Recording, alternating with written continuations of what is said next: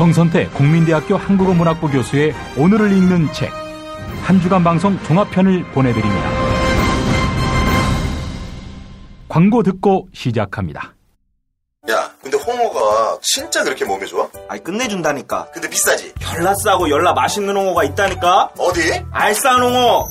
네이버 검색창에 알싸한 홍어를 검색하시고 1599-6456 전화주문도 가능합니다. 노력한 만큼 내어주는 자연, 그 자연의 마음을 알기에 정성농장 홍삼. 검색창에서 정성농장 홍삼을 검색해주세요. 010-9754-6972. 다이어트 해야 하는데 좀 간단한 방법 없을까? 다이어트 전용 그린 스무디로 하루 한두 끼만 맛있게 바꿔 드시면 끝! 1522-6648 또는 비타샵을 검색해주세요. 허리가 아파요. 아랫배가 나와요. 골반이 바로 서야 건강도 아름다움도 바로 섭니다. 바디로직을 입으세요. 토크밴드의 입체적인 탄력이 틀어진 골반을 바로잡습니다.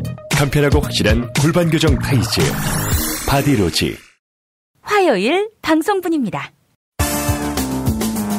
오늘을 읽는 책, 문학평론가인 국민대학교 국문학과 정선태 교수와 함께합니다. 정선태 교수님과 만나겠습니다. 교수님. 네, 안녕하세요. 예, 비가 내립니다. 네, 비가 내립니다. 4월에 이렇게 4.16을 정점으로 참 봄날답지 않은 그런 날씨가 계속 이어져서 요 몇 년 동안 더욱 마음이 차분해지고 그렇습니다. 네, 그렇습니다. 제가 주말에 꼭지가 돈다 그러나요? 예. 화가 났던 게 예. 그 명색이 대선 후보로 나왔다는 사람이 예. 그런 말을 했대죠. 3년 동안 많이 해먹었으면 됐다. 이런 소리를 했다고 해요. 이거 정말 자유당을 대신해서 제가 사죄 드립니다, 교수님. 그런 말을 버젓이 한다는 것 자체가 참 견딜 수가 없습니다. 예. 그래서 오늘은 세월호 소설, 세월호 문학 얘기 좀 하겠습니다. 예.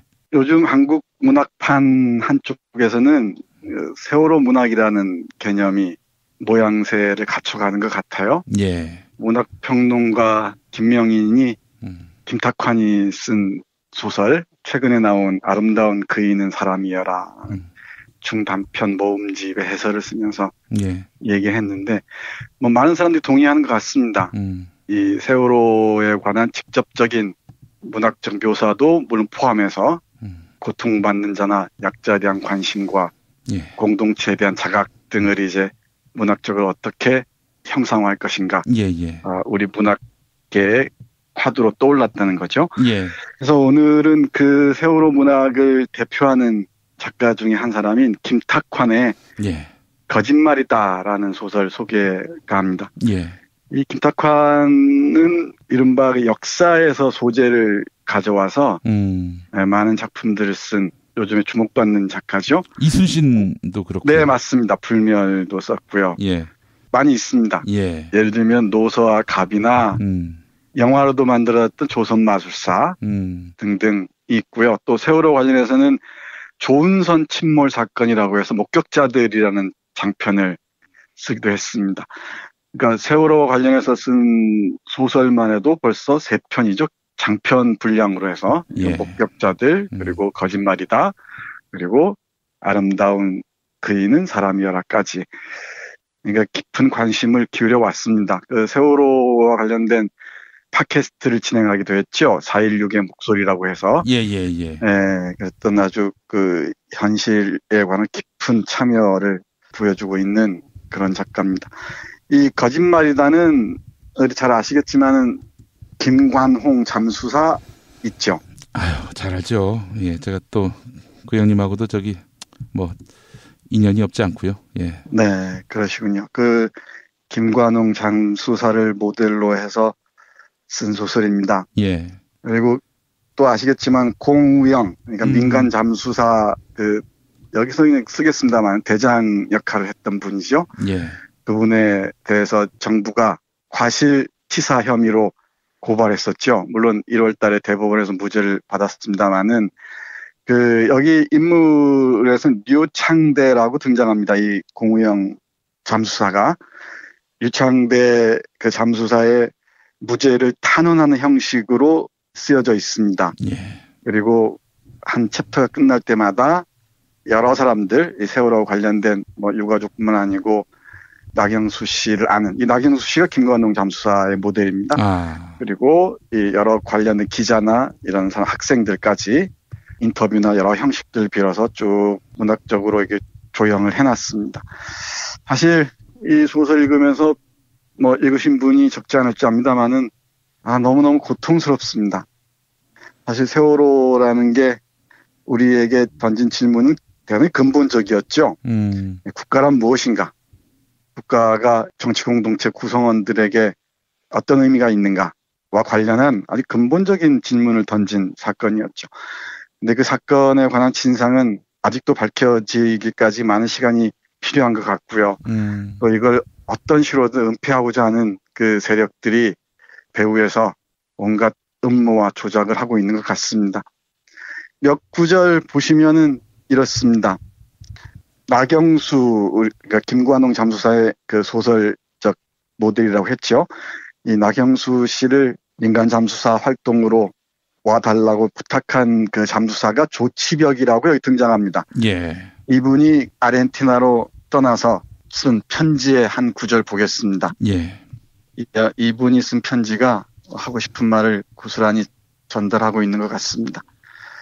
읽어보겠습니다. 형에게 이 말은 못했는데 지금 하고 싶네. 그러니까 편지 형식으로 쓰고 있습니다. 예. 경수 형 정말 고마워. 내가 맹골 수도로 내려와 달라고 형에게 전화한 이유는 내가 너무 힘들어서이기도 했어. 내가 도착한 4월 17일에 4명 그리고 19일에 4명 그렇게 8명이 전부였으니까. 그땐 여객선 도면도 없었고 조속표도 엉망이었어. 조속표란 그 밀물과 썰물의 흐름을 표시하는 표 같습니다. 쉴 곳도 없고 밥도 제때 나오지 않았어. 유속이 엄청나게 빠른데도 엉터리 조속표만 들이밀며 잠수하라고만 하고 미 해군은 유속이 1노트 이상만 되면 잠수하지 않는다는 거 형도 알지. 하지만 그때 우린 유속을 확인하지도 않고 내려가야만 했어. 이유는 간단해. 잠수를 해낼 사람이 후카에 능숙한 우리밖에 없었으니까. 이 후카는 잠수 방법 중에 하나입니다. 줄을 타고 쭉 내려가는 잠수 방법을 의미합니다. 스쿠버를 하는 해경 잠수사들이 처음에 내려갔다가 죽을 뻔했단 얘기를 나중에 들었지. 그 위험을 전부 민간 잠수사인 우리가 떠안았던 거야. 위험을 무릅쓰고 들어가다가 안전사고를 당하면 어찌 되는지에 관해서 설명해 준 이도 아무도 없었다고. 게다가 배 안엔 탈출하지 못한 실종자들이 가득했어. 하루에 2-3번씩 들어갔다 나오기를 반복하니까 이러다가 정말 내가 먼저 죽겠더라고. 입수와 출수 시간 기록도 제대로 안 했어. 잠수 체계를 잡고 조속표라도 올바로 정정해달라고 했지만 해경에선 책임자로 나서는 사람이 없었어. 창대 형님이 오고 또 형이 오고 나서야 비로소 틀이 갖춰졌지. 바지선에선 창대 형님이 우리의 맹토 역할을 해주셨고 또 지금은 형이 나서서 굳은 일을 도맡아 하고 있으니 정말 다행이야. 그리고 미안하고 고마워. 걱정 마. 창대 형님은 무죄야. 함께 실종자를 찾느라 몸고생 마음고생 한 게 잘못이 아니라면 말이지. 그런데 정말 궁금하긴 하네. 창대 형님이야 당연히 무죄지만 업무상 과실치사로 유죄를 받아야 할, 감방에 쳐넣어야 할 쥐새끼들은 전부 어디로 숨은 거지. 네, 이렇게 끝나는 편지입니다. 네. 이 마지막에 업무상 과실치사로 유죄를 받아야 할, 감방에 쳐넣어야 할 쥐새끼들은 전부 어디로 갔는가. 그 당시 그 많은 그 관료들, 해수부의 관료들이나 해경의 이 고위 관료들 다 어떻게 됐는지 우리 잘 모르잖아요. 몇 명만 그 솜방망이 처벌받았다는 게 전부죠. 이렇게 모든 생업을 뿌리치고 민간 잠수사들이 맹골수도로 갔을 때의 상황을 보면은 처참하게 이럴 데가 없습니다. 그 바지스탄 풍경을 보면은 이게 정말 나란가, 이게 시스템이 제대로 작동하는가 되묻지 않을 수 없고요. 예. 또 그 고통 끝에 많은 사람들을, 희생자들을 인양하지 않았습니까? 그럼에도 9명을 끊어내지 못한 죄책감 때문에 많은 민간 잠수사들, 이 소설의 등장인물인 나경수 씨까지 포함해서 정말 많이 힘겨워했다 그럽니다. 그럼 뭐 가족과의 관계나 일상생활이 다 무너져 버리고요. 그럼에도 이 잠수병으로 다 고통을 받는데도 어떤 치료 하나 제대로 해준 사람들이 없고, 제주도의 그 의인을 포함해서 다 그렇겠죠. 국가가 한 게 정말 눈을 씻고 봐도 없습니다. 그러면서 많은 조작단들을 끌어들여서 온갖 소문들, 정말 입에 올리기도 민망한 소문들 퍼뜨립니다. 뭐 시체 한 구당 500만 원씩 받았다는 둥, 이제는 다 돈방석에 앉았을 거라는 둥 하면서 비아냥거리기 일쑤고요. 그러니 이 사람들이 그 정신적 트라우마나 육체적 고통에 더해서 사람들의 눈길까지 견디기가 어려웠겠죠. 그럼 서서히 심신이 힘들어지면서 자기 파괴의 길로 가는 것 같습니다. 특히 이 돈 문제와 관련해서는 정말 고통스럽다고 얘기해요. 이 소설은 그 르포르타주에 가까운데요. 취재에 입각해서 쓴 소설인데 한번 요 구절 읽어보겠습니다. 가장 난감한 순간은 돈을 빌려달라고 부탁받을 때입니다. 그러니까 돈을 많이 벌었으니까 주위 사람들이 돈을 빌려달라고 했던 것 같아요. 법에 따라 잠수사들이 일당을 받긴 했지만 그리 많지 않고 또 장기간 치료를 개인 부담으로 받아야 하기 때문에 빌려줄 돈이 없다고 설명했습니다. 이따위 설명을 해야 한다는 것 자체가 한심하고 화가 났습니다. 쉽게 단념하지 않은 지인들로부터 시신 한 구당 500만 원을 받지 않았느냐는 소리를 또 들어야 했습니다.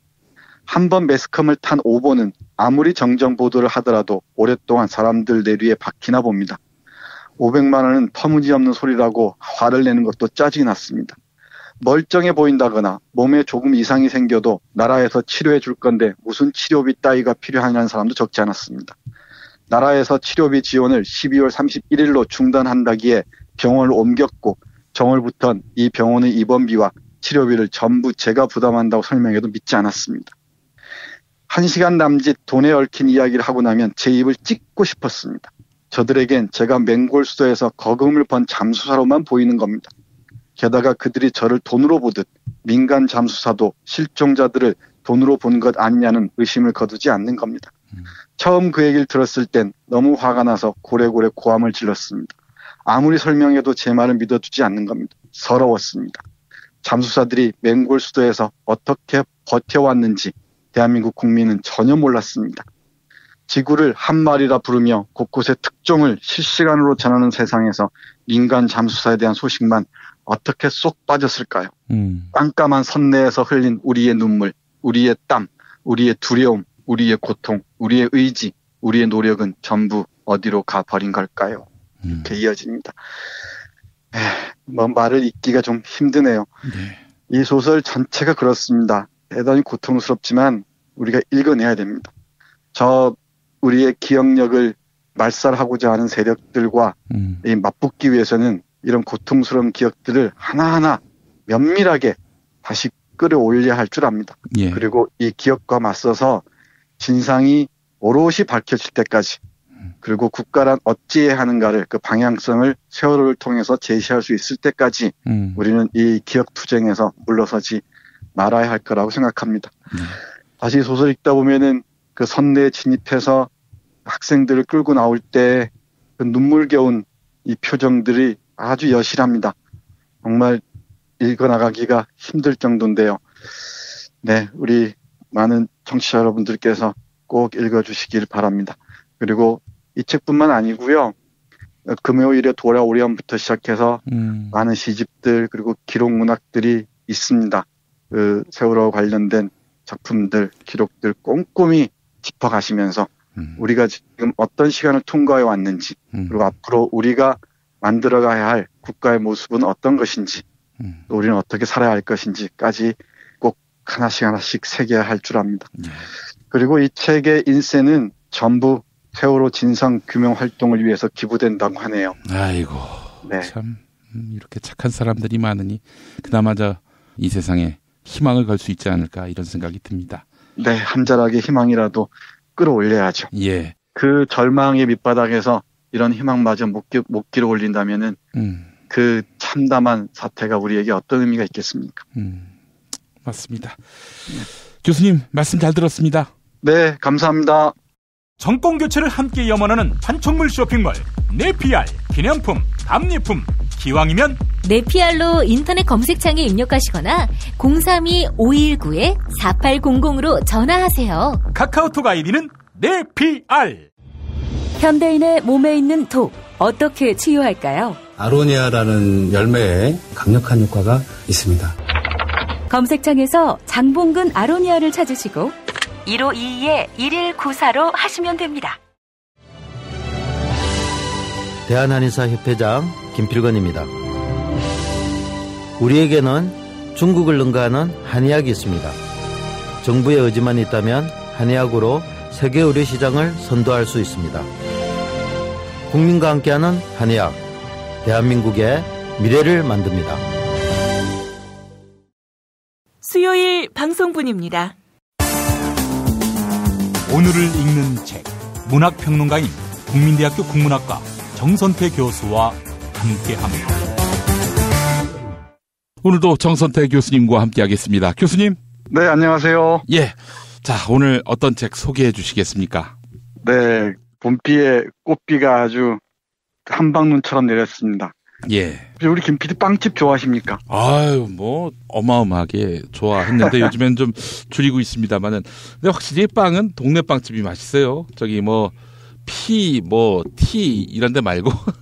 그렇군요. 오늘 빵집 얘기 좀 해보겠습니다. 아, 예. 지금도 그런지 모르겠는데 저도 요즘은 빵집을 잘 안 가봐서, 옛날에 빵집은 뭐 어떤 문화센터 같은 곳이었죠. 사교장 비슷하기도 했고. 예. 대전에 가면은 아주 유명한 빵집이 있다네요. 성심당인가요? 네, 아시는군요. 예. 네, 성심당입니다.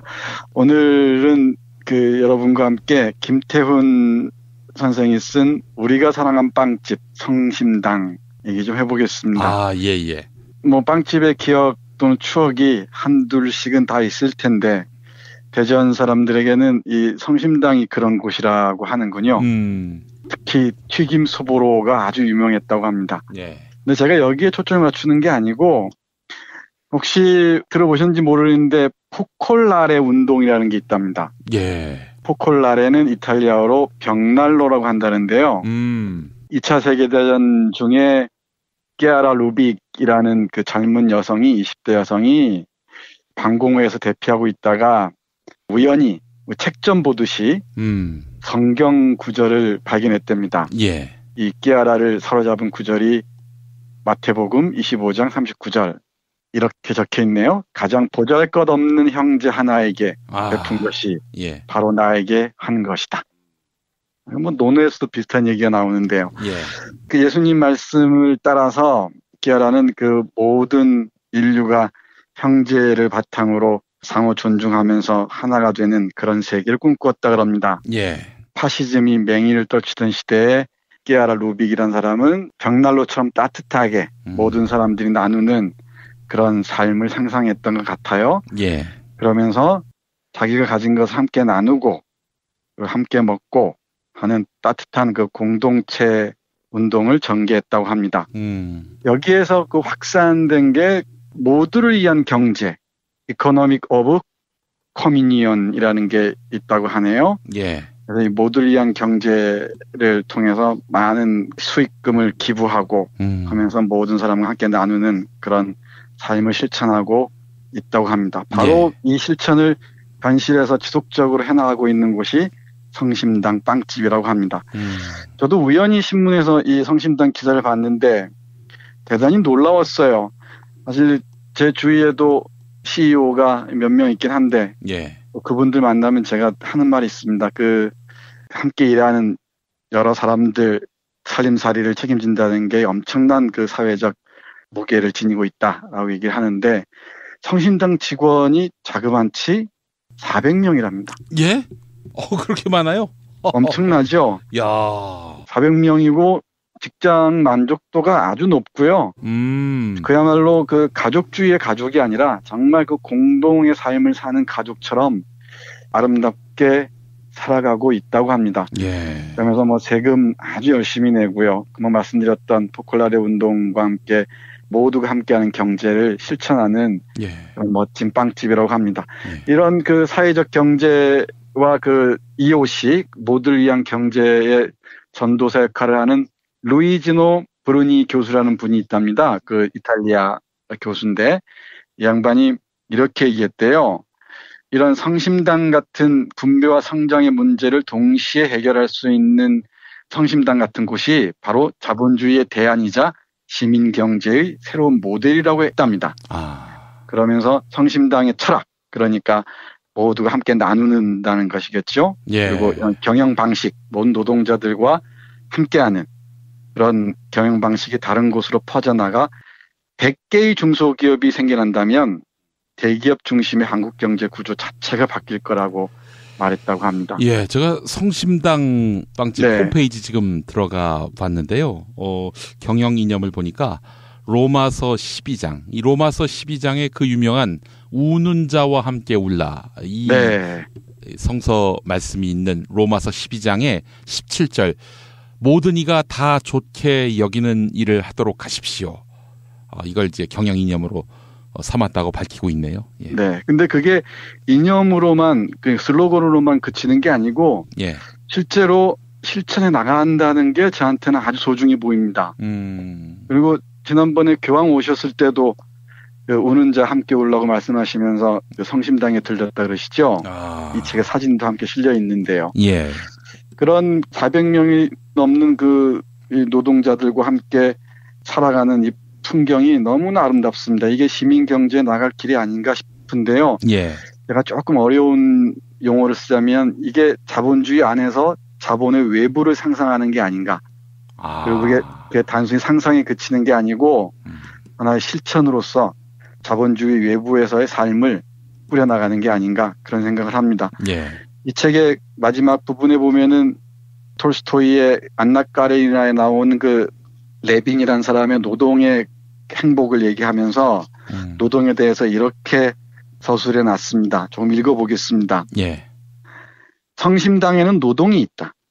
돈이 돈을 낳는 파생상품 따위는 성심당에 존재하지 않는다.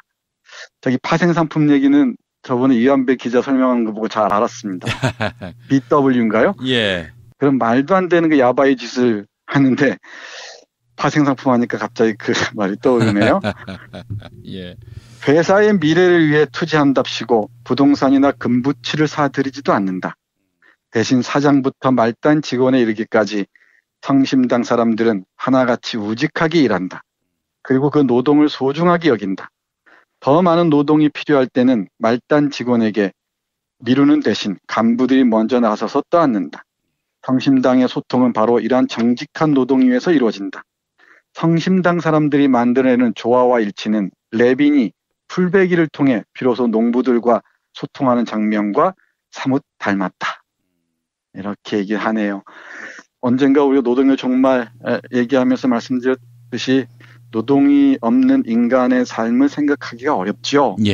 노동이야말로 우리 삶의 핵심적인 근거일 텐데 이 4차 혁명이라고 얘기하는 사람들에게 물어보면 노동의 미래에 대해서는 잘 얘기를 하지 않는 것 같습니다. 미래 얘기는 내일 한번 SF를 통해서 말씀드릴 텐데요. 이 노동이 안정적으로 우리를 지켜주지 않는 한 아무리 세상에 돈이 넘쳐난들, 아무리 과학 문명이 발달한들 우리가 어디에서 행복을 찾을 수 있겠습니까? 이 성심당을 시작한 임길순 선생이 함주에서 함흥을 통해서 피난 와서 유명한 그 피난선 있죠. 함흥을 떠난 메더리스 빅토리호를 타고 진해에 내려서 대전에 내려서 그 어려운 1956년에 오기선 신부님으로부터 밀가루 2포대를 이렇게 선물 받았다 그럽니다. 그 밀가루 2포대로 내가 돈을 벌기 위해서가 아니라 어떻게 하면 많은 양의 먹을거리를 만들어서 함께 나눌 것인가를 고민했다 그래요. 그러니까 성심당을 시작한 임길순 선생은 맹목적인 나눔이 신조였다고 하네요. 거기서 출발해서 많은 어려움이 있었고 화재도 몇 번 있었던 것 같고요. 지금까지도 마을의 하나의 문화센터로서 하나의 중심으로서 대전에 은행동, 대흥동 뭐 이런 11군데인가가 지점이 있대요. 대전에만 있다고 합니다. 문화적으로 아름다운 장소를 엮어가고 있는 것 같습니다. 예.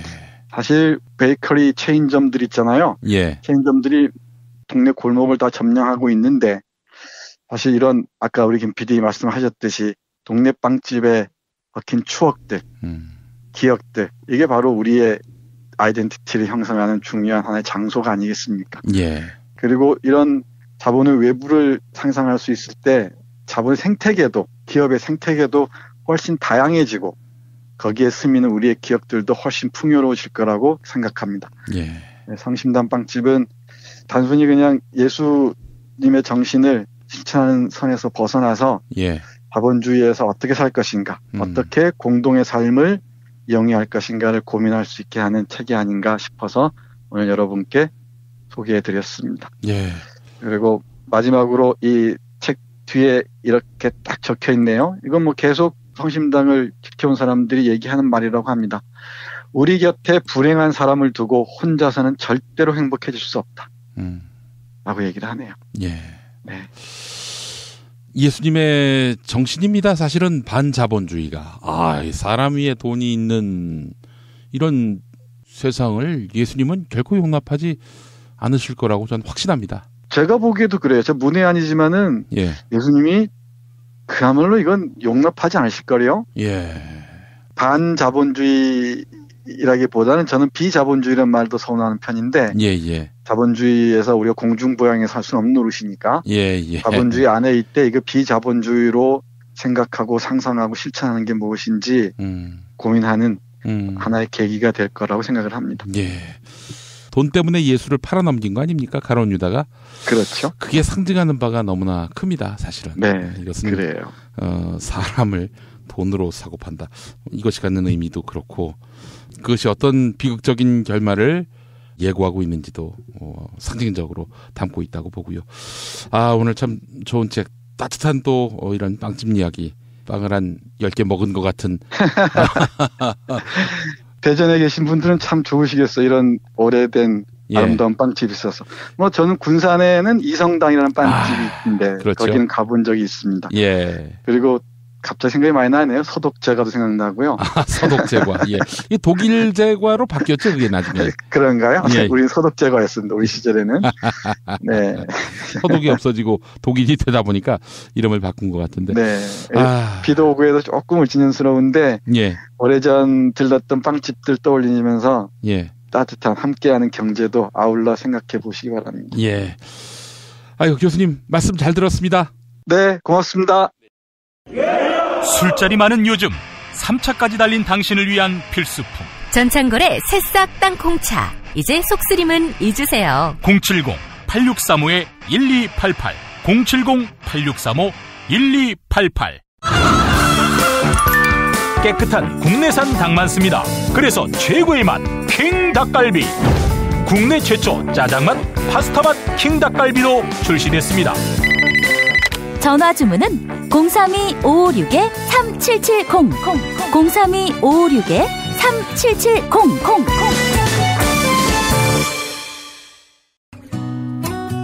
안녕하세요. 내가 중고차를 사고 파는 조광래 중고차 1800-9538 고맙습니다. 목요일 방송분입니다. 오늘을 읽는 책 문학평론가인 국민대학교 국문학과 정선태 교수와 함께합니다. 오늘도 정선태 교수님과 함께하겠습니다. 교수님. 네, 안녕하세요. 예. 자, 오늘 어떤 책 소개해 주시겠습니까? 네, 봄비에 꽃비가 아주 한방눈처럼 내렸습니다. 예. 우리 김 PD 빵집 좋아하십니까? 뭐 어마어마하게 좋아했는데 요즘엔 좀 줄이고 있습니다만은. 근데 확실히 빵은 동네 빵집이 맛있어요. 저기 티 이런 데 말고. 그렇군요. 오늘 빵집 얘기 좀 해보겠습니다. 예. 지금도 그런지 모르겠는데 저도 요즘은 빵집을 잘 안 가봐서 옛날에 빵집은 어떤 문화센터 같은 곳이었죠. 사교장 비슷하기도 했고. 예. 대전에 가면은 아주 유명한 빵집이 있다네요. 성심당인가요? 네, 아시는군요. 예. 네, 성심당입니다. 오늘은 여러분과 함께 김태훈 선생이 쓴 우리가 사랑한 빵집 성심당 얘기 좀 해보겠습니다. 아, 예. 뭐 빵집의 기억 또는 추억이 한둘씩은 다 있을 텐데 대전 사람들에게는 이 성심당이 그런 곳이라고 하는군요.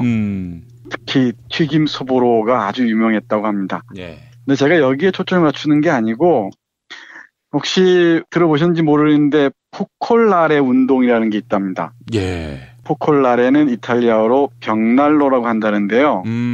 2차 세계대전 중에 끼아라 루빅이라는 그 젊은 여성이 20대 여성이 방공호에서 대피하고 있다가 우연히 책 좀 보듯이 성경 구절을 발견했답니다. 예. 이 끼아라를 사로잡은 구절이 마태복음 25장 39절 이렇게 적혀 있네요. 가장 보잘것없는 형제 하나에게 베푼 것이 바로 나에게 한 것이다. 뭐 논어에서도 비슷한 얘기가 나오는데요. 예. 그 예수님 말씀을 따라서 끼아라는 그 모든 인류가 형제를 바탕으로 상호 존중하면서 하나가 되는 그런 세계를 꿈꾸었다 그럽니다. 예. 파시즘이 맹위를 떨치던 시대에 끼아라 루빅이라는 사람은 벽난로처럼 따뜻하게 모든 사람들이 나누는 그런 삶을 상상했던 것 같아요. 예. 그러면서 자기가 가진 것을 함께 나누고 함께 먹고 하는 따뜻한 그 공동체 운동을 전개했다고 합니다. 여기에서 그 확산된 게 모두를 위한 경제, Economic of Communion이라는 게 있다고 하네요. 예. 그래서 이 모두를 위한 경제를 통해서 많은 수익금을 기부하고 하면서 모든 사람과 함께 나누는 그런 삶을 실천하고 있다고 합니다. 바로 이 실천을 현실에서 지속적으로 해나가고 있는 곳이 성심당 빵집이라고 합니다. 저도 우연히 신문에서 이 성심당 기사를 봤는데 대단히 놀라웠어요. 사실 제 주위에도 CEO가 몇 명 있긴 한데 그분들 만나면 제가 하는 말이 있습니다. 그 함께 일하는 여러 사람들 살림살이를 책임진다는 게 엄청난 그 사회적 무게를 지니고 있다라고 얘기를 하는데 성심당 직원이 자그만치 400명이랍니다. 예? 그렇게 많아요? 엄청나죠? 야. 400명이고 직장 만족도가 아주 높고요. 그야말로 그 가족주의의 가족이 아니라 정말 그 공동의 삶을 사는 가족처럼 아름답게 살아가고 있다고 합니다. 예. 그러면서 뭐 세금 아주 열심히 내고요. 금방 말씀드렸던 포콜라레 운동과 함께 모두가 함께하는 경제를 실천하는 멋진 빵집이라고 합니다. 이런 그 사회적 경제와 그 EOC 모두를 위한 경제의 전도사 역할을 하는 루이지노 브루니 교수라는 분이 있답니다. 그 이탈리아 교수인데 이 양반이 이렇게 얘기했대요. 이런 성심당 같은 분배와 성장의 문제를 동시에 해결할 수 있는 성심당 같은 곳이 바로 자본주의의 대안이자 시민경제의 새로운 모델이라고 했답니다.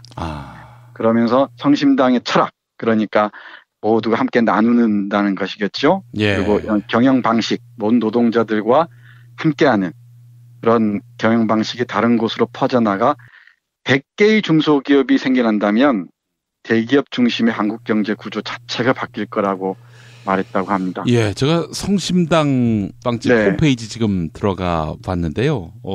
경영 이념을 보니까 로마서 12장, 이 로마서 12장의 그 유명한 우는 자와 함께 울라, 이 성서 말씀이 있는 로마서 12장의 17절, 모든 이가 다 좋게 여기는 일을 하도록 하십시오.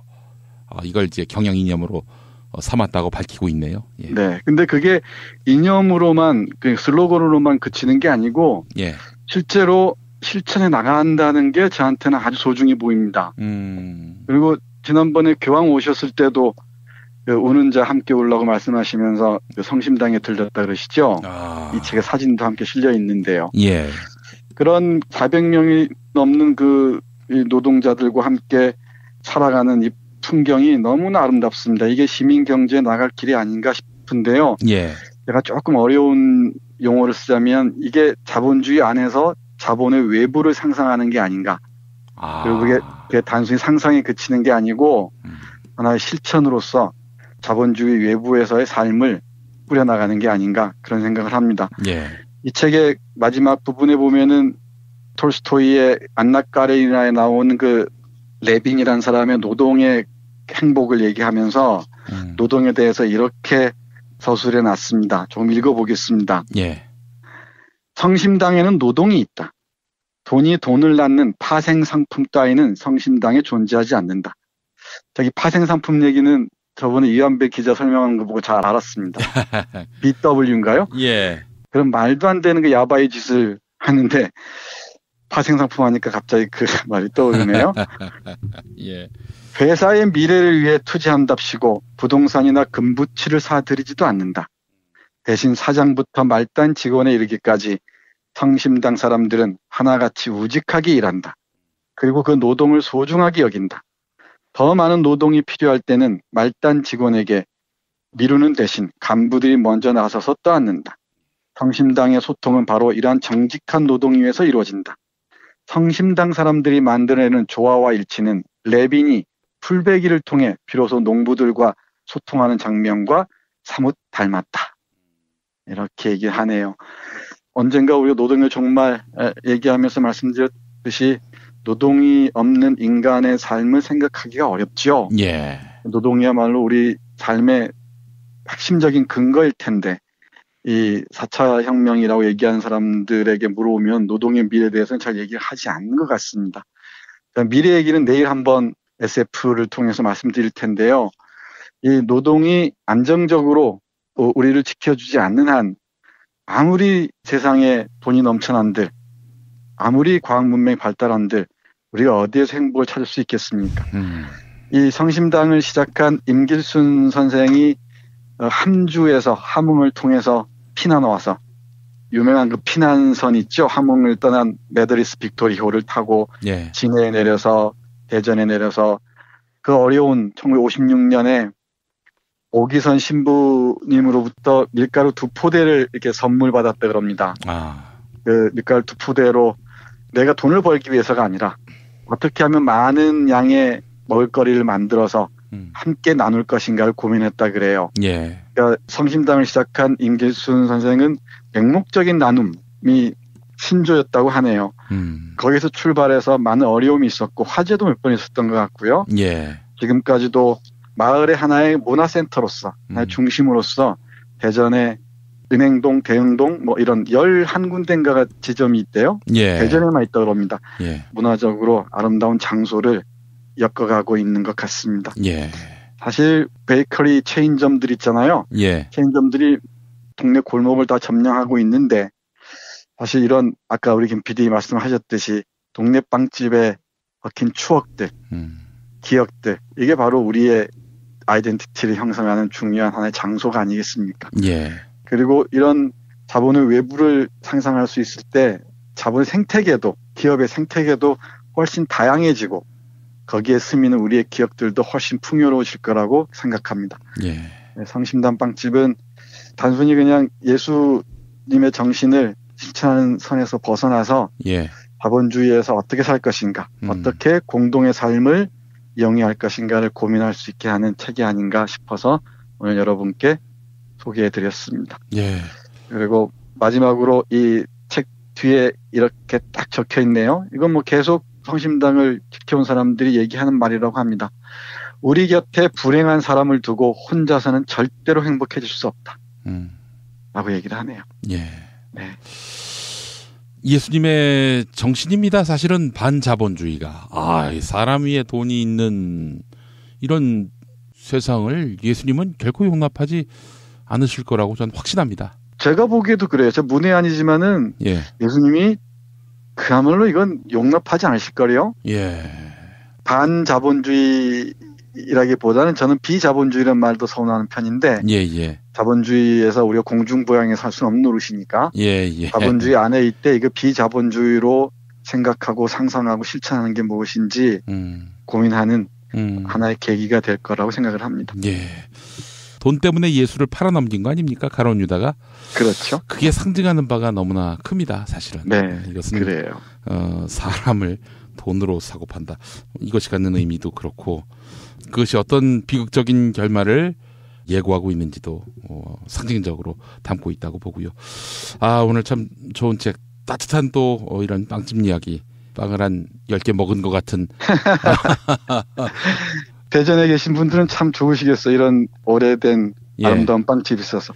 저는 군산에는 이성당이라는 빵집인데 그렇죠. 거기는 가본 적이 있습니다. 예. 그리고 갑자기 생각이 많이 나네요. 서독제과도 생각나고요.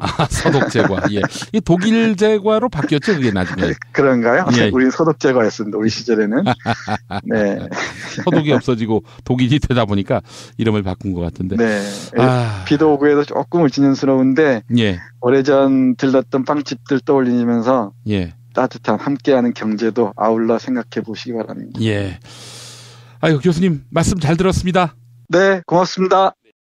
살다 보면 꽃 주문할 일이 생깁니다. 1566-0263. 네이버에서 검색된 사이트보다 최대 2만 원 싸게 해드립니다. 좋은 사람과 플라워 1566-0263. 잊지 마세요. 한우 사고를 집어넣고 24시간 팔팔 끓인 곰탕, 연지연 곰탕. 어린이부터 노인까지 누구나 좋아하는 건강식 연지연 곰탕. 택배로 신청하시려면 010-7252-1114. 금요일 방송분입니다. 오늘을 읽는 책, 문학평론가인 국민대학교 국문학과 정선태 교수와 함께합니다. 정선태 교수님과 함께하겠습니다. 교수님. 네, 안녕하세요. 예. 오늘 어떤 책 만나볼까요? 오늘은 아무래도 4.19 얘기 좀 해야 될 것 같습니다. 예. 4.19는 정치적으로 혁명적인 사건이었던 건 분명한데, 문학적으로도 새로운 길을 열었다고 할 수 있죠. 물론 곧바로 등장한 박정희에 의해서 짓밟히긴 했지만, 그 4.19를 문학적으로 형상화한 작품들이 있습니다. 그중에 오늘은 박태순이 쓴 무너진 극장이라는 소설을 함께 얘기해 보겠습니다. 예. 이 무너진 극장은 1968년에 발표됐는데요. 4.19로부터 한 8년쯤 지난 시점이죠. 예.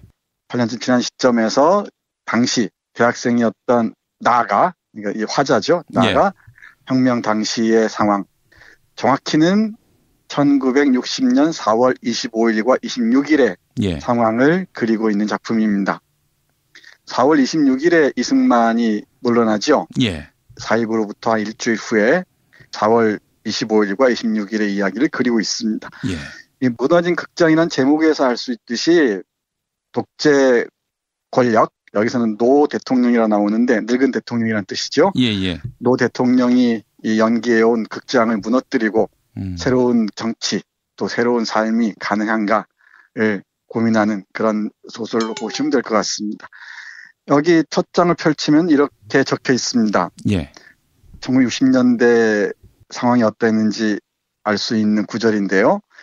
1960년에 접어들자마자 일어났던 4.19 사태에 대하여 우리가 갖는 정직한 느낌은 과연 무엇이었을까? 우리는 그것을 알지 못했다. 때는 바야흐로 비상시국이었으며 1차 모든 기성의 질서들이 무시되는 혼란의 시기였다. 오도된 질서에 대한 반발이 극심하게 표현되었던 시기였다. 기성 질서의 테두리 속에서 비겁한 안정을 꾀하던 지배자층의 총알에 맞아 많은 사람들이 죽었다. 붙잡힌 학생들은 고문을 당했다. 계엄령이 선포되었으며 통금 위반에 걸린 사람들은 얻어 터졌다. 경찰은 여관과 가택을 수색했다. 병원마다 젊은이들은 빵꾸가 난 육체를 가누지 못해 죽음과 고통을 함께 느끼며 신음하였다.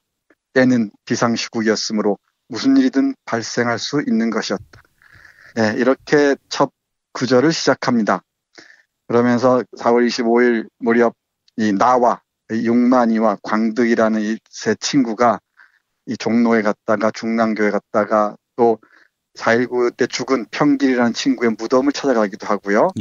그러다가 이 서울대 병원에 들리기도 하고 그렇습니다. 그리고 또 술도 한 잔 먹고요. 싸구려 술집에서 술 먹는데 이때 교수단 데모도 있었잖아요. 그걸 보면서 이제 술을 먹습니다. 근데 요즘 젊은이들은 어떤지 모르겠는데 이때 20살 어름의 이 젊은이들은 이런 고민을 했다고 언급하네요. 짧게 읽어보면 이렇습니다. 우리는 늙은이와도 마찬가지의 침통한 어조로 민주주의와 자유와 행복과 후진국과 부정선거와 부패와 타락과 슬픔과 아픔에 관해서 얘기했다. 이렇게 얘기를 합니다. 뭐 요즘 젊은 친구 중에서도 생각이 있는 사람들은 뭐 민주주의와 자유와 행복과 부정선거와 우리 뭐 개표주장님이 나오고 그러잖아요. 예. 부패와 타락과 이런 얘기를 할 겁니다. 그리고 제가 보기에도 제 주위 학생들 보면은 작년 말부터 최근까지 광화문에 갔던 친구들이 꽤 많아요. 대놓고 드러내진 않지만 속으로 깊이 생각하는 학생들이 많이 있는 것 같습니다. 그리고 또 하나는 우리 세대에서 보면은 조금은 달라 보이고 또 어느 표현 방식이 다르지만은 우리 또 젊은이들 나름대로 생각하는 방향성 이런 게 분명히 있는 것 같습니다. 그리고 이리저리 헤매다가 혹시 우리 김 PD 그 이정재하고 김화수라는 사람 아십니까? 임화수 아닙니까? 임화수. 예. 네. 임화수.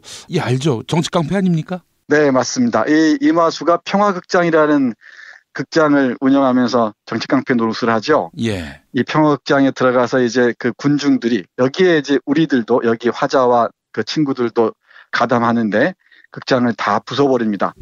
이 극장이란 비유는 금방 이해할 수 있을 겁니다. 그러니까 이 노 대통령이 그러니까 이승만 독재 정권이 극장에서 연기를 했던 것이죠. 그리고 뭐 이 사실은 지난해부터 올해 초까지 이 꼭두각시 극을 우리가 잘 봐서 뭐 이해하는데 어렵지 않을 겁니다. 예, 극장을 막 파괴합니다. 파괴하고 난 다음에 이 화자가 하는 말 좀 들어보겠습니다. 과연 이 밤은 지나갈 것인가? 사람들이 아픔을 느끼며 희구에 맞지 않았던 새날은 찾아올 것인가? 능히 무질서를 수용하며 그것을 승화시킬 수 있는 새로운 질서는 찾아올 것인가? 희망을 말하는 자는 누구를 막론하고 도적놈들이다 라고 어떤 시인이 쓴 말은 과연 정확한 것인가? 1950년대 사람들은 전쟁이라는 것을 통하여 잔악한 무질서를 익혔었다. 그리고 1960년대로 넘어가는 이해에는 한국에 있어서 또 하나의 크나큰 변혁이 오고 있었다. 이 변혁을 정치적인 의미로만 해석해버리기 이전에 사람들은 그들이 어째서 질서를 파괴하고 있는가를 깨닫게 될 것인가. 화석과도 같은 질서, 마치 죽어가는 나비를 배에 고정시켜 놓은 나비 채집가의 핀과도 같은 질서를 파괴하였을 때 이를 능히 감당해낼 수 있을 것인가. 나는 볼기를 맡고 있는 그러한 사람의 자세로서 객석 위에 넓은 공간을 응시하고 있었다. 기다란 어둠의 장막이 거기에 깔려 있었다. 어둠에서는 아무런 냄새도 나지 않았고 아무 소리도 들리지 않았고 아무 형태도 포착할 수 없었다. 어둠은 마치 안개인 양 몽롱하기만 했다. 그 몽롱한 어둠 속에 미래가 서려 있을 것만 같았다. 나는 어둠 속에서 거울을 들여다보는 사람처럼 그 희부연 속을 들여다보고 있었다. 네, 이렇게 아침이 오는 모습을 지켜봅니다. 예. 우리는 뭐 1919년 3.1 항쟁과 4.19 혁명 그리고 8.7 항쟁을 우리 역사에서 큼직한 저항운동으로 기억하고 있죠. 예. 그리고 이제 촛불 혁명까지가 큰 줄기를 이루고 있을 겁니다. 근데 대부분이 우리가 잘 알다시피 실패했습니다. 이번에 정말 정연한 질서 속에서 성취해낸 혁명이 과연 새로운 질서를 부르는 아침으로 이어질 것인지 우리가 지금 숨지고 있는 중인데 사실 어떤 분들은 그래요. 그 지나치게 질서를 강조하는 이 시위가 못마땅하다고 얘기하는 분도 있는데 예. 저는 좀 생각이 다릅니다. 그거야말로 이 집단지성에 의한 고도의 정치적인 행위로서 질서를 불러들인 게 아닌가 저는 그렇게 생각하는 쪽입니다. 해서 이번 뭐 대통령 선거로 일단락 되겠지만 헌법의 틀 안에서의 혁명이 일단락 되겠지만은 우리가 놓치지 말아야 할 것은 또 새로 등장하는 권력, 그게 누구든 어떤 권력이든 이 권력을 둘러싸고 기득권 세력들, 이 집단들이 그 새로운 권력을 어떻게 포위해서 또 공략해 들어갈 것인지 이것도 주시해야 할 겁니다. 그래야 또 다른 혁명 이후에 우리의 저항 이후에 찾아오는 허무에 빠져들지 않을 수 있을 겁니다. 예. 마무리하면서 이 무너진 극장이라는 아주 밀도 높은 이 단편 소설의 마지막 부분 읽어드리겠습니다. 예. 일방통행적인 질서의 함몰된 세계를 마치 저 평화극장을 부수듯 잔인하게 부숴버림으로 인해서 그들이 몰고 온 고귀한 무질서가 미래에 있어서는 고귀한 자유, 고귀한 행복, 고귀한 가치로 축조 건설되리라고 몇 번이고 강조해서 생각했을 것이다. 사람들이 그날의 흥분을 얼마든 과대평가해 보는 것처럼 유쾌한 일은 없을 것이다. 새로운 시대를 알리는 그 타종의 울림을 새로운 세대였던 우리가 거느리고 나타날 수 있었으면 그 얼마나 행복하며 영광되며 축복스러웠던 것인지. 그러나 우리는 얼마 안 가서 어떤 철학자의 말처럼 한순간의 흥분을 너무 과대평가하여 기억하는 것의 무의미함을 어느덧 배우기 시작하였으며, 그리하여 우리가 힘들여 끌어올렸던 그 무질서의 위대한 형식이 역사성 속의 미아처럼 다만 한순간의 고립에 불과하고 말았다고 주장하는 세력이 여전히 의연히 버티고 있음을 보았다. 그것은 마치 그날 밤에 우리가 이룩하였던 그 놀라운 긴장감의 파괴를 부정하고 모든 변혁과 가치를 부정하는 것처럼 보이는데, 물론 우리는 결코 속아 넘어가지 않을 뿐 아니라 혁명은 의연히 계속 진행 중임을 도리어 확인하는 것이다. 네, 이렇게 마무리됩니다. 그러니까 그 평화극장을 무너뜨리고 그 무질서가 새로운 가치, 새로운 행복을 수립하는 세상으로 나아가는 길목이 되길 바랐는데, 우리가 아는 것처럼 이 한순간의 흥분은 이 군홧발에 짓밟히고 말았습니다.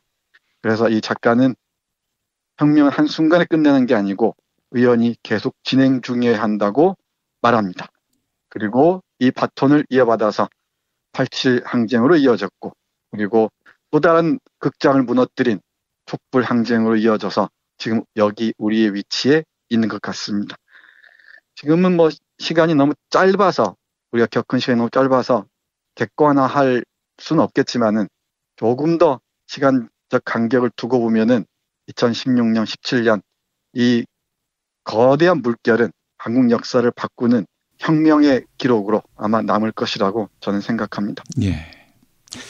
4.19의 역사가 유구하죠. 벌써 이게 몇 년이 지난 역사입니까? 이제 60년이 다 돼가는 역사인데, 좀 또 하나의 그 고찰거리라고 보는데, 제가 2010년에 라디오 방송 진행을 할 때 그때 마침 4.19가 지나갔어요. 그래서 4.19의 기념사업회 쪽 관계자였던 것 같습니다. 그런데 이제 인터뷰를 하는데, 당신은 또 이렇게 노무현 대통령 서거 국면도 있었고요. 이명박 정권의 폐악질이 극에 달하는 그런 시점이었는데, 그래서 4.19 혁명이 오늘의 어떤 의미가 있느냐 했는데, 뭐 이 양반이 엉뚱하게 선진화 얘기하고 뭐 경제 발전 얘기하고 그래서 네. 그래서 나중에 알아봤더니 이 양반이 친이명박 쪽이더라고요. 그래서 아이고 참 혁명 당시의 어떤 진심과 진정성을 지키는 것도 또 하나의 혁명 같은 그런 노력이 필요하구나라는 생각을 해봤습니다. 아주 중요한 지적입니다. 그 혁명을 한순간을 환상처럼 기억하고 있는 사람 중에 예. 혁명의 지속성, 계속성을 감당하지 못한 사람들은 예. 대부분 권력의 하수인이 되거나 스스로 이게 추락하고 말죠. 뭐 우리가 뭐 예를 들지 않아도 수없이 보지 않습니까? 우리 주변에. 예. 빈민운동 했던 사람이 가는 행보들 보십시오. 그리고 서울역의 시위를 지휘했던 사람의 요즘의 행보를 보십시오.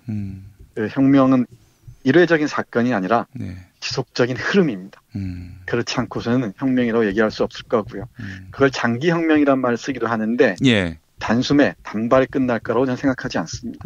정권 교체가 하나의 계기는 되겠지만 그 이후에도 우리의 눈길은 이런 촛불 정신을 지속하기 위해서 권력의 향배들, 방향성들 그리고 그 새로운 흐름들을 계속 제시하면서 또 직시하고 그래야 할 줄로 압니다. 예, 하여간 혁명의 지속성 매우 중요하고 또 한동안은 또 이 촛불 혁명 갖고 광파된 사람들이 있을 거란 말이죠.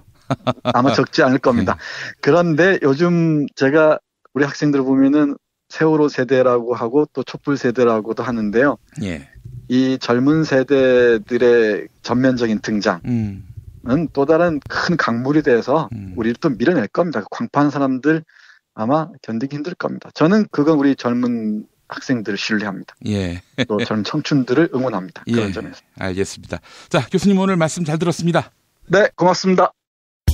김용민 브리핑과 함께하는 브리핑 대리운전 1522-9687 수익금 일부는 김용민 브리핑 드라마 악인 열전 제작비로 쓰입니다. 1522-9687.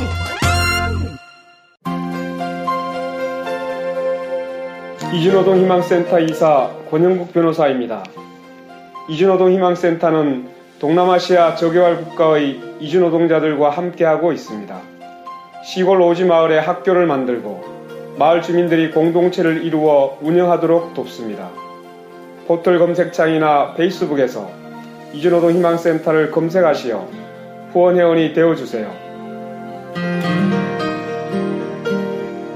노동 존중 생산과 소비를 통한 사회연대를 추구하는 문자당이 함께합니다. 토요일 방송분입니다. 오늘을 읽는 책, 문학평론가인 국민대학교 국문학과 정선태 교수와 함께합니다. 정선태 교수님 만나겠습니다. 교수님. 네, 안녕하세요. 예. 자, 교수님, 오늘 어떤 책 만나볼까요? 네, 우리 김 PD 어제 토론 보셨습니까? 예, 나중에 다시 보기로 봤습니다. 네, 어떤가요?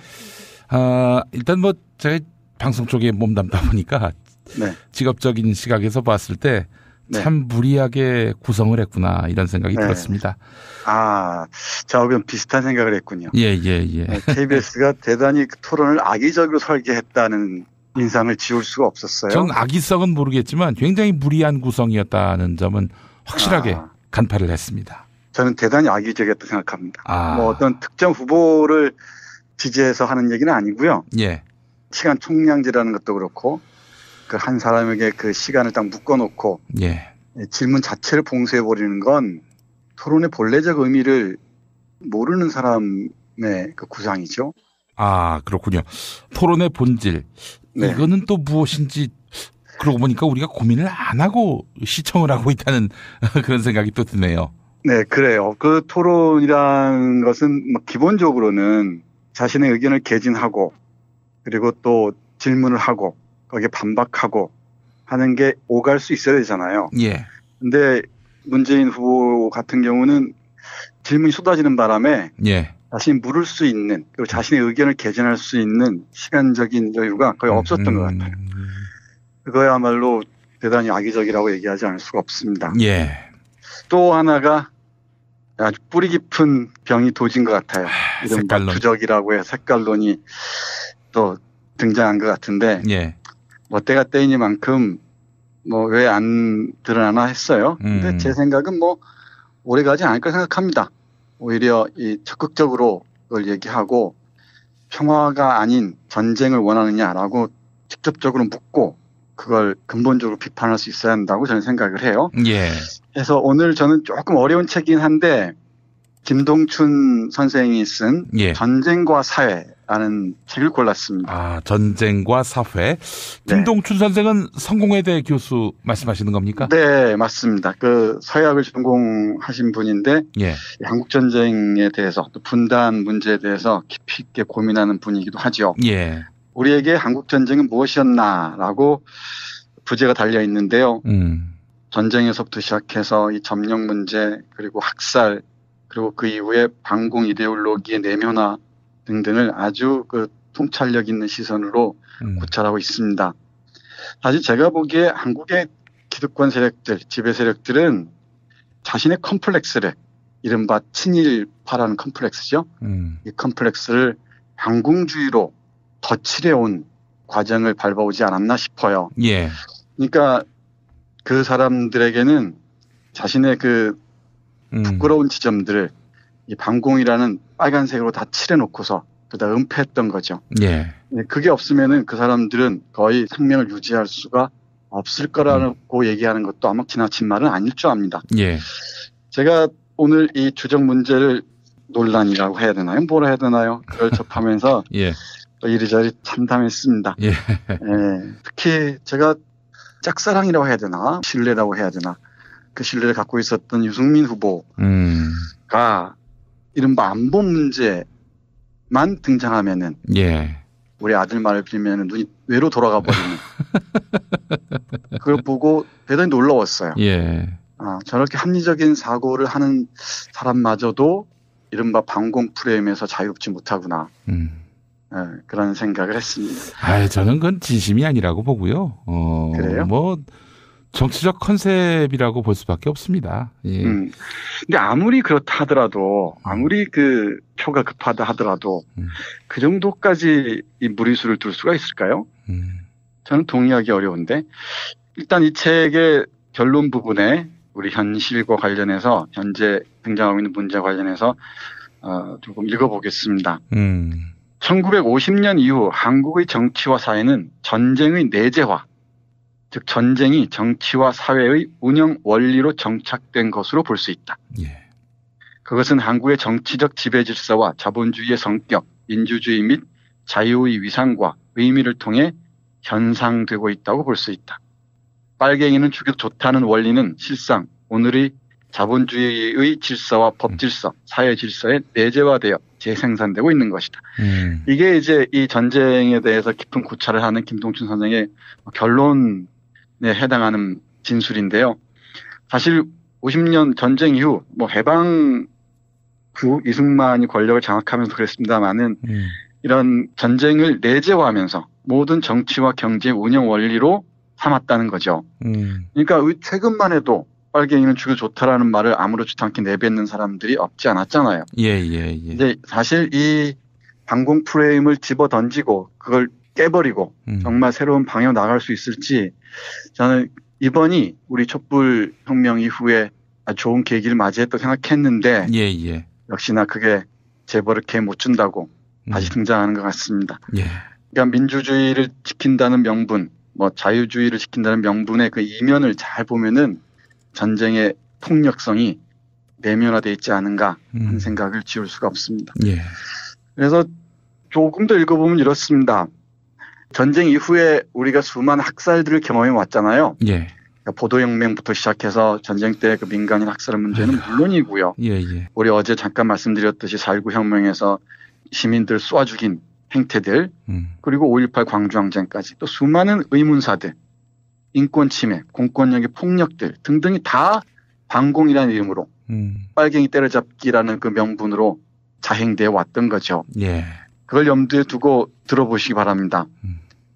전쟁이 다른 방식으로 지속되는 휴전 상황에서 남북한이 갖는 임시국가로서의 성격은 자신의 영토 내의 주민에 대한 책임감보다는 적대하는 정치 세력을 무력으로 제거하는 데 1차적인 목적을 두게 된다. 불완전한 국가 혹은 임시국가는 각각에 대해 포용보다는 증오를 보이며 각각을 외교 상대로 여기기보다는 군사적인 대결의 상대로 여길 수밖에 없다. 남북한 모두가 사용한 외세의 앞잡이라는 규정은 남북한의 전쟁이 국가 대 국가의 전쟁이 아니라 국가임을 지향하는 세력과 외세에 기대어 국가임을 자임하는 세력과의 전쟁, 즉 내전으로 의미 부여되고 있음을 말해준다. 여기서 제가 주목하는 것은 남북한이 서로 평화로운 대화를 통해서 어떤 민족의 화해를 지향하는 방향이 아니라 서로를 증오하는 방향으로 그 규결인 군사적인 대결, 어떤 적대감의 확산으로 간주하고 있다는 것, 그러니까 적대감 확산할 수 있는 하나의 계기로 간주하고 있다는 게 심각한 문제라는 겁니다. 그러니까 어제 토론 보면서 그랬습니다마는 군인들은 싸우는 적이 있어야 하니까 적이라고 설정할 수도 있죠. 또 금방 들여다보니까 국방백서에 주적이라고 명기하지도 않았다 그러네요. 예. 2004년인가 바뀌었다 그러는데, 근데 대통령은 한 나라의 지도자는 이에 관한 한 문재인 후보에게 동의합니다마는 어떤 주적을 설정해 놓는 순간에 모든 외교적 루트가 막혀버리잖아요. 어떤 평화적인 구상도 불가능해지죠. 대화가 없는데 어떻게 평화체제나 평화로운 관계를 이어나갈 수 있겠습니까? 이런 적대감을 확대 재생산하는 이 반공 프레임이야말로 남한뿐만 아니고 남북한 공이 넘어서 동북아 질서를 무너뜨리는, 그리고 이 무기 경쟁의 장으로 몰아가는 아주 심각한 사태가 아닌가 그런 생각을 합니다. 이 단순히 이 주적 문제를 대선용으로 이해하는 선을 넘어서 과연 우리에게 반공이란 무엇이었는지, 그리고 북한이란 과연 어떤 대상인지, 우리와 궁극적으로 함께할 그런 파트너인지 아니면 무찔러서 없애버려야 할 악마인지, 그 자체에 대한 진지한 질문을 던져야 할 줄 압니다. 그리고 정말 제대로 된 지도자를 꿈꾸는 사람이라면 이 문제에 대해서 정확하게 얘기하지 않으면 저는 지도자로서 자격이 없다고까지 생각을 합니다. 이 분단 논리로 기생하는 정당 아닙니까? 이 나라의 보수 정당이. 네. 예. 이런 정당에게서 더 이상 무슨 희망을 찾을 수 있을까라는 생각이 들고요. 네. 저는 아까 컨셉이라고 말씀드렸지만 다 알고 있어요. 이 정치인들은. 네. 이게 나쁜 건지 알고 하지만 이렇게 해야 자기들이 기본은 할 수 있다라는 생각도 하고 있고요. 한마디로 혹세무민을 하고 있는 거죠. 우리 김 PD는 확실히 선거에서 떨어져 본 경험이 있어서 예. 정치 감각이 좀 있군요. 저는 그런 감각이 없습니다. 인간이 어떻게 저럴 수 있을까 싶어요. 아무리 다급하고 예. 아무리 뭐 자신의 지지율이 급하다고 하더라도 예. 할 말이 있고 안 할 말이 있다고 저는 생각을 합니다. 예. 이게 기본적인 정치의 윤리가 아닐까요? 뭐 그런 생각을 하게 되네요. 예, 예. 네, 그리고 어제 뭐 여러 가지 토론에서 얘기가 있었는데 다른 건 다 거두절미하더라도 개성공단 문제, 이 햇볕 정책 문제 이런 거에서는 좀 명료하게 얘기할 필요가 있을 것 같아요. 예. 근데 그게 얘기가 안 통하는 것 같습니다. 그것도 뭐 컨셉이라고 할 수 있을까요? 잘 알죠. 이게 사실은 분단 논리를 극복하게 되면은 이제 사실은 이 보수 정당들의 사상적 토대가 없어지는 셈이 됩니다. 뭐 사실 보수 정당이 뭐 도덕성이 훌륭합니까? 실력이 훌륭합니까? 뭐 그저 이제 북한이 쳐들어올 수 있다라는 이 공포의 토대 위에서 그 자신들의 존립 명분을 찾고 있는 정당 아닙니까? 네, 그렇죠. 이런 정당에게서 남북 화해 협력 이거는 뭐 스스로의 존재의 그 의미를 부정하는 것이기 때문에 네. 극과 극은 통한다고 북한의 매파와 이들은 크게 다르지 않다. 그런 의미에서 북한의 매파와 함께 네. 청산돼야 할 세력이 아닌가 하는 그런 생각을 하고 있습니다. 네, 오늘은 우리 김 PD의 이 논의가 훨씬 설득력이 있네요. 별 말씀도 하십니다, 교수님. 정말입니다. 이 남북의 적대적 공존, 이 문제를 어떻게 풀어나갈 것인지, 네. 깊이 생각하는 사람들, 그런 사람이 지도자가 됐으면 하는 정말 간절한 바람입니다. 알겠습니다, 교수님. 하여간 다음 세대가 이 사회의 주역이 되기 전에 네. 기성세대라고 불리는 그런 모든 이 땅의 시민들이 이 분단 논리만은 절대 물려주지 말아야 하겠다. 이런 마음으로 열심히 노력해야 되겠다 하는 다짐을 가져보게 됩니다. 네, 저 전적으로 동의합니다. 예. 반공주의의 이 프레임을 깨지 않으면 정말 이런 그 구질구질하고 비루한 행태들이 계속 반복 변주될 겁니다. 예. 알겠습니다. 교수님 오늘 말씀 잘 들었습니다. 네, 고맙습니다. 정선태 국민대학교 한국어문학부 교수의 오늘을 읽는 책은 김용민 브리핑 2부에서 만나실 수 있습니다. 한 주간 종합편 모두 마칩니다. 김용민 브리핑과 함께한 시간 어떠셨어요? 다음 시간에도 보다 바르고 알차며 즐거운 정보로 여러분을 찾아가겠습니다. 팟캐스트 포털 팟빵에서 다운로드하기, 구독하기, 별점 주기, 댓글 달기로 응원해주세요. 잊지 마세요. 다운로드하기, 구독하기, 별점 주기, 댓글 달기.